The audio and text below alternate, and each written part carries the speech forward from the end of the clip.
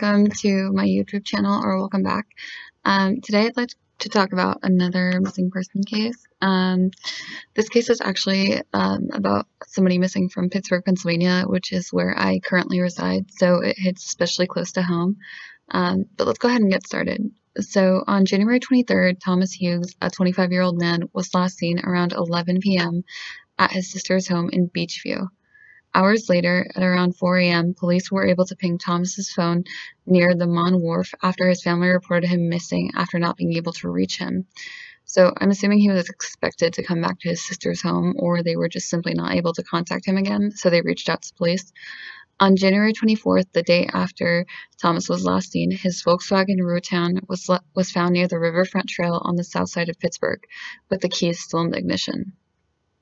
So from what I've read, the van was found at the entrance of the trail, and I'm not sure if that means that Tom had literally left his car parked haphazardly, or if he just had parked in a spot near the entrance. If he had just left it haphazardly parked by the entrance, could it have been because he was in a rush for some reason, or because he wanted his vehicle to stand out and be found? If he was in a rush for some reason, that could explain why the keys were left in the ignition. If Thomas was parked in a spot, could he have had plans to meet someone at the trail? This wouldn't surprise me. I've been to this trail numerous times, and it's always popular, even later in the day, but this was pretty late. It would have at least been around 11:30 or midnight, if not later. And I know that people meet up there to have drinks, or sometimes, hang out with their friends and do things.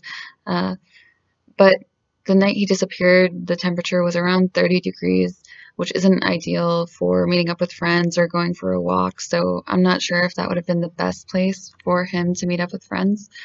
So that kind of makes me doubt that he would have intentionally gone there to hang out with friends. However, could he have had other plans? Maybe he wanted to meet with a friend to chat, or like I said, maybe he was in a rush and he just left his car parked there haphazardly. Another possibility is that it wasn't Tom who parked the car.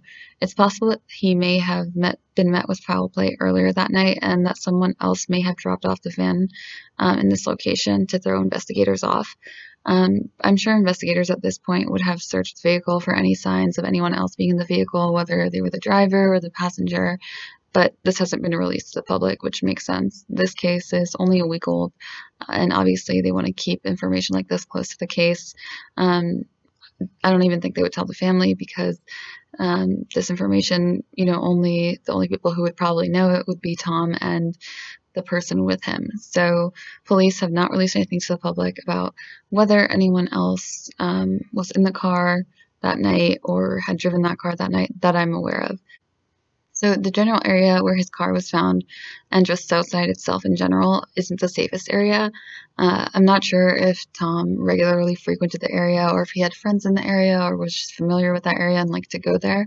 But in my opinion, there isn't much reason to be there unless you had one to be there, especially during the current affairs of the world. Unfortunately, with everything being shut down, there isn't much of a nightlife, and everything's mostly non-existent.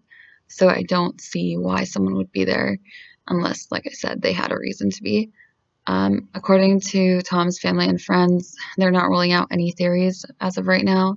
However, they've mentioned that it's not like him to vanish without a trace. His family and friends have emphasized that although Tom has always had his demons, he's surrounded by love and support, and they urge him to come back if he can, and if he's able to see and hear any of these messages. Tom's girlfriend, Regan, has launched a GoFundMe page to help raise money for the family, for printing, for traveling, for any sort of expenses they would need during this difficult time. And of course, I will leave that down in the description below. There's also a $5,000 reward for any information that leads to Tom's whereabouts. Tom was last seen wearing a black t-shirt and dark jeans with black boots and a black Carhartt jacket or a sweatshirt. I've seen both. I'm not sure which it is.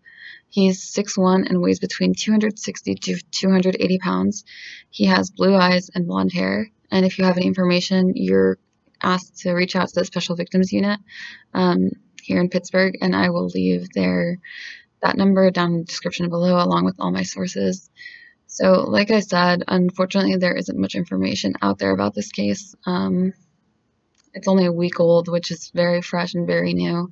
However, I really want to get a video out there about Tom and to try to raise awareness about his disappearance. Like I said, his family has really emphasized that it's not like him to just disappear. So I wanted to get this out there. If you have any information, I'll go ahead and leave that number down in the description below, along with the other sources and the GoFundMe link. But thank you so much for watching. Please like, subscribe, and comment.